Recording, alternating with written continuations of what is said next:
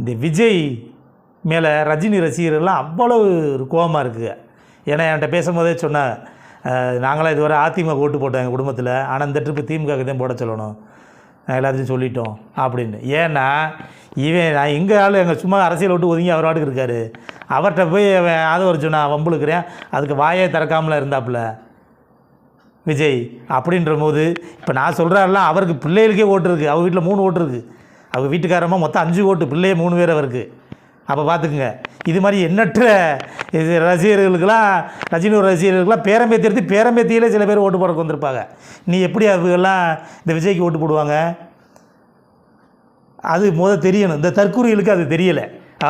ரஜினி அரசியலுக்கு வரலைன்னா நம்மளுக்கு அது தேவையில்லை. மிக அரசியலுக்கு ஒருத்தர் வரலைன்னா ஒதுங்கி இருந்தாருன்னா நமக்கு நல்லது தாங்க நினைக்கிறேன். கட்சி வச்சுருக்கிறவன் அவர்கிட்ட போய் நீ வரலைன்னா அவன்கிட்ட போய் வராதாள்கிட்ட வம்புழுப்பியா நீ? உனக்கு ரஜினி ரசிகர், உனக்கு ரஜினி ரசிகர்கிட்ட நீ போட்டி போட்டு ஜெயிக்க முடியுமா? நீங்கள் அந்தந்த மாவட்டத்தில் ஓட்டு வைங்கடா உங்களுக்கு யாருக்கு ரசிகர் இருக்கும்ட்டு. அப்படி வச்சிங்கன்னா நீங்கள் ரஜினி ரசிகரில் பாதி கூட இருக்க மாட்டியடா.